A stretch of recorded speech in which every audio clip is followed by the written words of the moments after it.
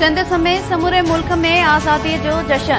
वफ़ाक़ी राजधानी इस्लामाबाद में 31 तोपुन ऐं सूबाई राजधानियुनि में 21 तोपुन की सलामीअ सां ॾींहं जी शुरूआत कई वई। इस्लामाबाद में क़ौमी यादगार ते झंडो फड़काइण जी मुख्य तक़रीब। वज़ीर आज़म शहबाज शरीफ़ क़ौमी झंडो फड़कायो।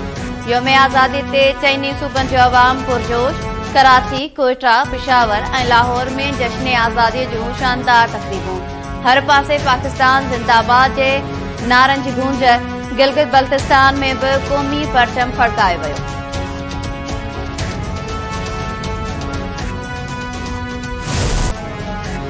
लाहौर में वाघा बॉर्डर से क़ौमी झंडो लाहिण वारी पुरवसार तक़रीब में माण्हुनि जी वॾे अंग में शिरकत।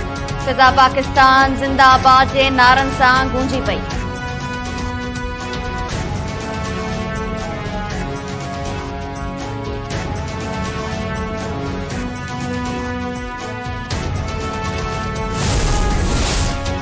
आज़ादी जो 77 सालनि वारो सफ़र फ़ख्र जोॻो नाहे रहियो। अॼु असांखे पंहिंजे एहतिसाब करण सां गॾु मुस्तक़बिल जी रिथाबंदी करण जी ज़रूरत आहे।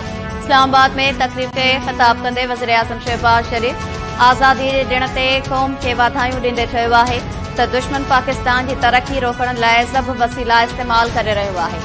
डिजिटल दहशतगर्दी ज़रिए नौजवाननि खे वरगलायो पियो वञे। कामयाबियुनि ऐं नाकामियुनि जी डिघी फ़हरिस्त आहे। जेको कुझु थियो तंहिंखे दफ़न करे अॻिते वधणो पवंदो। बिजली जी क़ीमतुनि में घटिताई खां सवाइ सनतूं तरक़ी न कंदियूं। कुझु ॾींहनि में बिजली जी क़ीमतुनि में घटिताई जी ख़ुशख़बरी ॾियण सां गॾु क़ौम खे ख़िताब में मुआशी प्लान बि ॾींदुसि।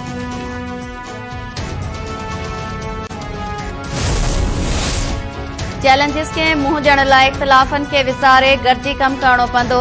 इतिहाद, सलामती ऐं मुआशी तरक़ीअ लाइ पुरज़म थी कमु करण जी ज़रूरत आहे।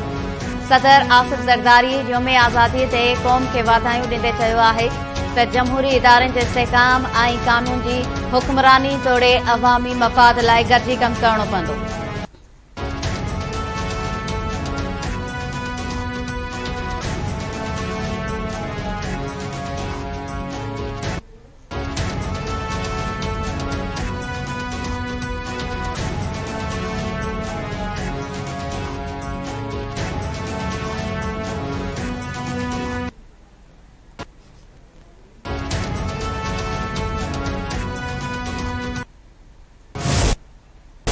तो मैं चाहता हूं कि कल से मुराद अली शाह अपना पूरा कैबिनेट लेके जाए, वहां पर बैठे अपर सिंध में बैठ के ये मसला हल कराए।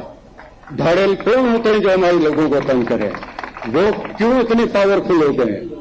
मुराद शाह को चाहिए कि अपने सारे लाओ लश्कर के साथ वहां पर जाके बैठे, ये उसका ज़िम्मा बनता है। वरना जनरल साहब को मेरी गुजारिश है कि मेहरबानी फरमा के आप आए और हमें इस वबा से निजात दिलाएं।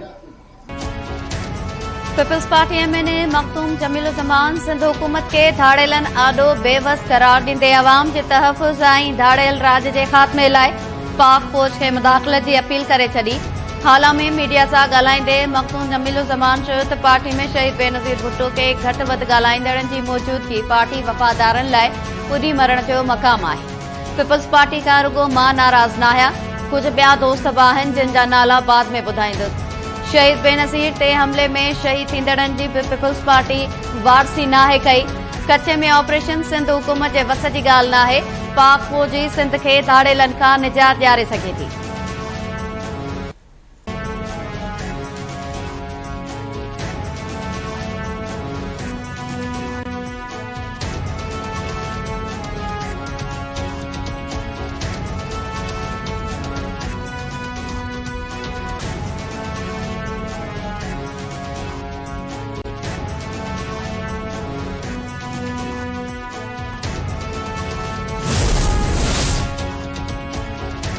मखदूम ख़ानदान पीपल्स पार्टी मां घणा फ़ाइदा वरिता आहिनि। मखदूम जमीलुज़्ज़मान हुकूमत जा मज़ाब वठे पियो ऐं तनक़ीद बि करे पियो। खेसि एतिरी शिकायत आहे त हू पुट खे इस्तीफ़ा ॾियारे ऐं पार्टी सां धार थी पोइ तनक़ीद करे। मखदूम जमीलुज़्ज़मान जे मौक़िफ़ ते पार्टी अॻवाननि जो सख़्त रद्द अमल। केटीएन न्यूज़ सां ॻाल्हाईंदे पीपल्स पार्टी जे अॻूणे सेनेटर मोहम्मद अली शाह जामोद चयो आहे त मखदूम जमीलुज़्ज़मान पहिरियां मटियारी ज़िले जी सूरतहाल बहितर बणाए पोइ ॻाल्हाए। हर पार्टीअ में थोरा घणा इख़्तिलाफ़ हूंदा आहिनि।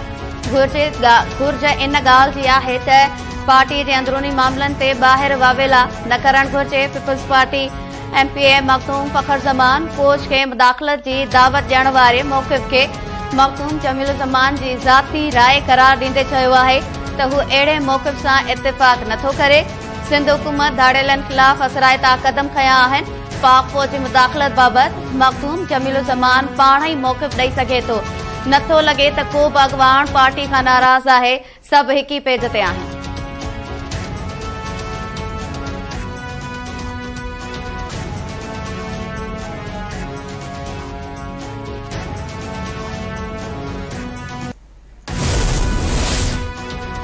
TTP जे फितने KP में ॿीहर कर खंयो आहे। अफ़गानिस्तान हिन ग्रुप ख़िलाफ़ पाकिस्तान जो साथ ॾे। मिलिट्री अकेडमी काकोल में आज़ादी परेड खे ख़िताब कंदे army chief general Asim Munir चयो त अफ़गानिस्तान ख़वारिज खे पंहिंजे पुराणी ख़ैरख़्वाह ऐं पाड़ेसरी दोस्त ते तरजीह न ॾिनी। फितने जे ख़ात्मे लाइ असांजो साथ ॾे। कुझु क़ुवतूं बलूचिस्तान खे बि गैर मुस्तहकम करण जी कोशिश करे रहियूं आहिनि, जिन खे ॼाणणु घुर्जे त पाकिस्तान खे कमज़ोर करण जी का बि कोशिश कामयाब थियण न ॾिनी वेंदी। पाकिस्तान जो आइन इज़हार जी आज़ादी ज़रूर ॾिए थो, पर उन लाइ हद मुक़रर थियल आहे। गॾियल हिकमत अमली, अज़म इस्तेहकाम, सलामती जे ज़ामिन ऐं वक़्त जी घुर्ज आहे।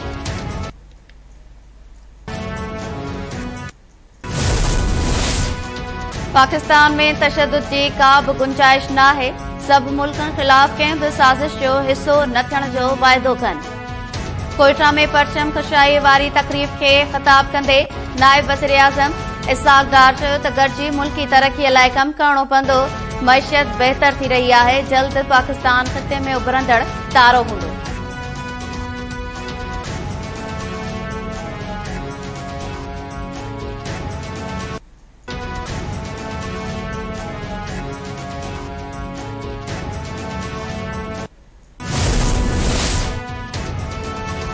वॾे वज़ीर सैयद मुराद अली शाह जी गवर्नर ऐं काबीना मेंबर सां गॾु मज़ार काय ते हाज़िरी, गुलनि जी चादर बि चाढ़ी। मुराद अली शाह चयो आहे त मुल्क हिन वक़्तु मुश्किल वक़्त मां गुज़री रहियो आहे। नफ़रतूं पखेड़ींदड़ मुल्क में तरक़ी ॾिसण नथा चाहिनि। असांखे मुतहदी मुल्क खे अॻिते वठी वञणो आहे। पंजाब जी वज़ीर आला मरियम नवाज़ जी अलामा इक़बाल जी मज़ार ते हाज़िरी। मरियम नवाज़ चयो त हर ज़िंदा क़ौम पंहिंजो एहतजाब कंदी आहे। सभई हिकु क़ौम बणिजी मुल्क लाइ सोचियो त वतन जी तक़दीर तब्दील थी वेंदी।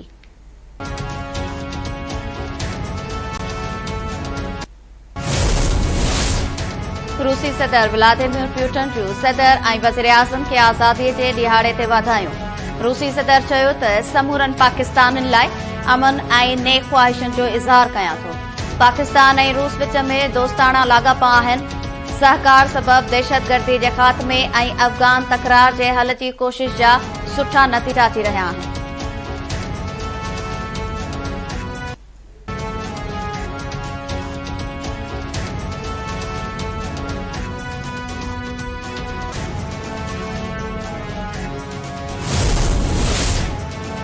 हथियारबंद फौज chairman joint chief of staff committee ऐं सर्विसिस चीफ जूं योमे आज़ादीअ ते क़ौम खे वाधायूं।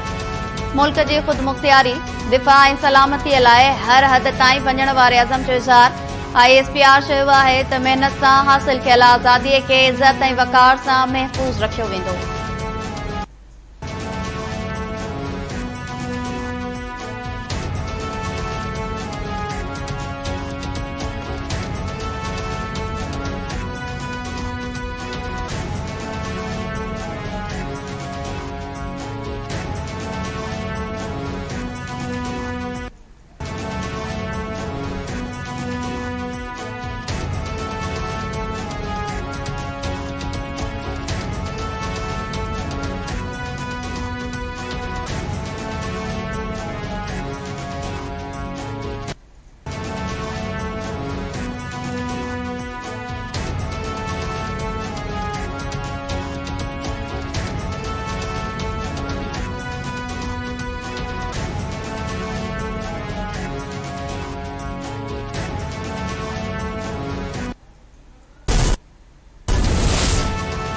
असांजी जंग जारी आहे। नज़रियाती ऐं जाग्राफियाई सरहदूं क़ाइम करण लाइ आइन ऐं कानून जे दायरे में रही कम करे रहिया आहिनि।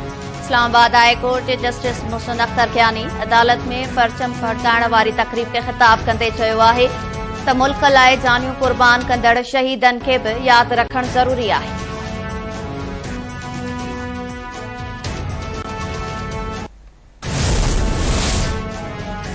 सिंध जे नंढनि वॾनि शहरनि में आज़ादीअ जो जश्न, हर तरफ़ क़ौमी परचमनि जी बहार। कराची, ठट्टो, सिजावल, बतीन, टंडो मोहम्मद खान, हैदराबाद, मटियारी, जामशोरो, दादू, टंडो अलायार ज़िलनि में जश्न। मीरपुर ख़ास, उमरकोट, थरपारकर, सांघड़, नवाबशाह, नौशरो फेरोज़ में आज़ादीअ जे ॾिण ते तक़रीबूं। खैरपुर, सखर, घोटकी, शिकारपुर, कशमोर, जैकबाद, लाड़काणो, कंबर, शहदादपुर ज़िले जे नंढनि वॾनि शहरनि में आज़ादीअ जो जश्न। तक़रीबुनि में क़ौमी परचम फड़काइण सां गॾु केक पिणु काटिया विया।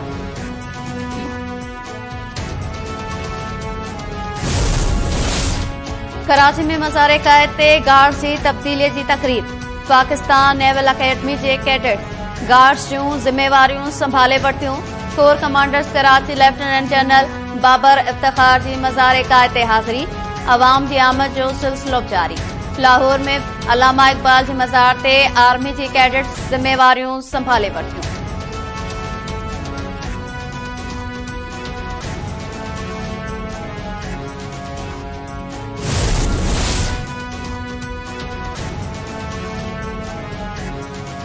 ऐं पाकिस्तान ऐं बांग्लादेश विच में कराची में थींदड़ ॿी टेस्ट मैच तमाशाइन खां सवाइ खेॾी वेंदी।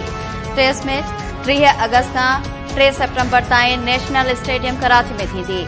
पीसीबी मूजिबि रांदि जे मदाहनि जो अहसासु आहे। संदसि हिफ़ाज़त सबबि टिकट्स जा पैसा वापसि करण जो फ़ैसिलो कयो।